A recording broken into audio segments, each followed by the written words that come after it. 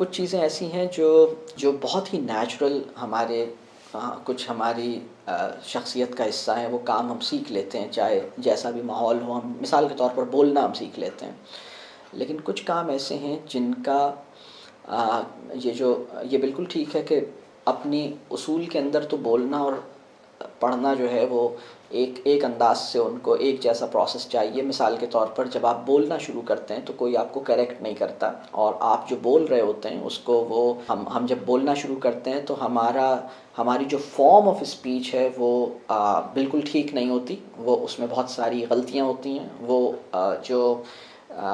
یعنی جو desired form of speech ہے اس سے کافی فاصلے پہ ہوتی ہے، لیکن جو سننے والے لوگ ہیں اس کو ایشو نہیں بناتے بلکہ اس کو قبول کر لیتے ہیں. مثال کے طور پر آپ بولتے ہیں مم اور آپ کی مراد ہوتی ہے پانی، اور سننے والا یہ نہیں کہتا کہ پہلے بولو پانی اور پھر میں تمہیں پانی دوں گا.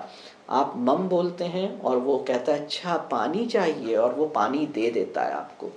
تو اگر وہ ایسا نہ کرے اور آپ کو کریکٹ کرے تو ہمارا بولنا جو ہے وہ مسئلہ بن جائے گا. اور اللہ نے انسانوں کے دلوں میں جو رحم کا جذبہ رکھا ہے وہ سامنے والے کی جو انٹینٹ ہے اور جو اس کی اٹیمپٹ ہے اس کو اپریشیٹ کرتے ہیں اور کہتے ہیں ٹھیک ہے، تم کہنا یہ چاہ رہے ہو تو میں اس کو نہیں دیکھتا کہ تمہاری فارم آف اسپیچ کیا ہے، میں یہ دیکھ رہا ہوں کہ تمہاری انٹینٹ آف اسپیچ کیا ہے، اور میں تمہاری انٹینٹ آف اسپیچ کو ایکنالج کر رہا ہوں اور اس کو میں رسپونڈ کر رہا ہوں. ریڈنگ اور رائٹنگ کے اندر بھی بچوں کو ایک سائیکولوجیکلی سیف ماحول کی ضرورت ہوتی ہے.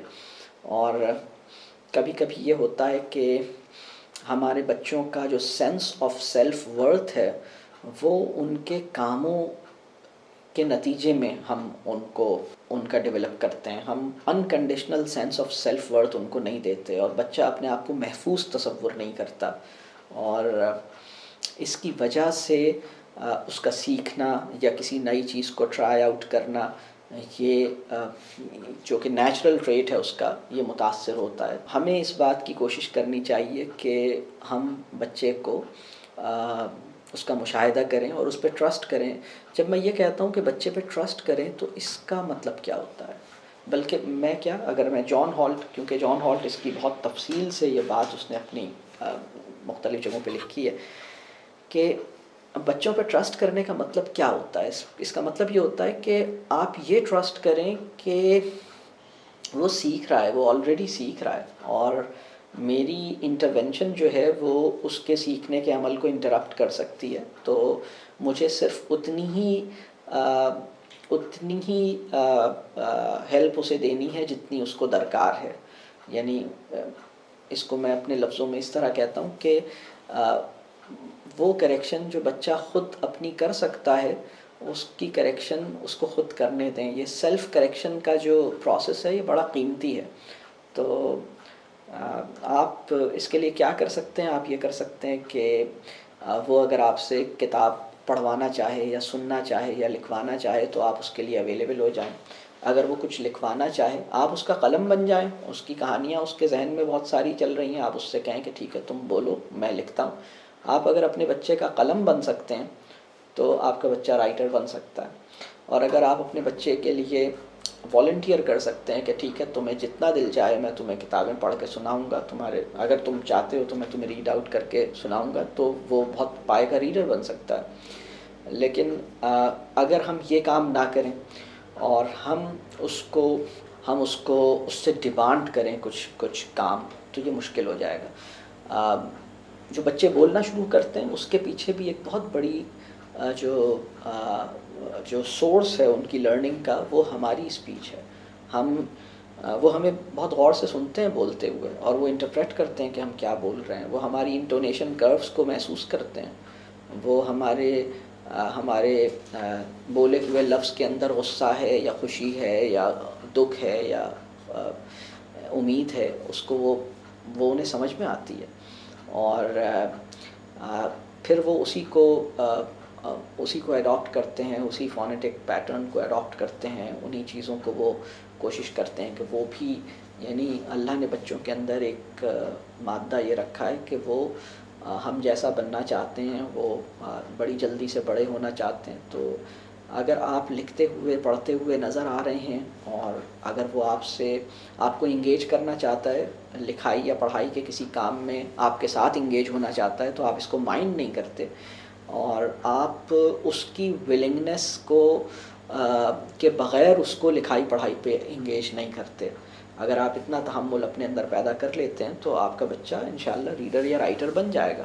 مسئلہ یہ ہوتا ہے کہ ہم اس کی ولنگنس کو نظر انداز کرتے ہوئے اس کو فورسفلی انگیج کرنا چاہتے ہیں ریڈنگ یا رائٹنگ کے کام میں, اور ہم ریڈنگ یا رائٹنگ کرتے ہوئے اس کو خود سے اپنے شوق سے ریڈنگ یا رائٹنگ کرتے ہوئے کم نظر آتے ہیں اور والنٹیئر نہیں کرتے, جسے ہم ماڈل ریڈنگ کہتے ہیں, یا ہم جیسے میں نے آپ سے کہا کہ آپ اپنے بچے کا قلم بن جائیں, آپ کا بچہ رائٹر بن جائے گا انشاءاللہ. مطلب آپ اپنے بچے کے ساتھ بیٹھیے اور اس سے کہیے کہ تمہارے ذہن میں تم اگر کوئی بات بتا رہے ہو مجھے بتاؤ, تم کوئی کہانی سنا رہے ہو سناؤ, اور میں سنوں گا, اور میں جینونلی انٹرسٹڈ ہوں تمہاری کہانی کو سننے میں, اور میں اس کو آپ پین ڈاؤن کریں, آپ سے لکھیں اس کی کہانی کو, اور پھر اس کو وہ لکھی ہوئی کہانی دوبارہ سنا دیجئے.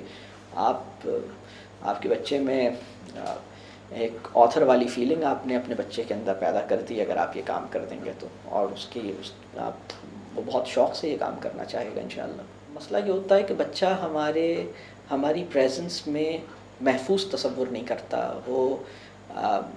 وہ بچہ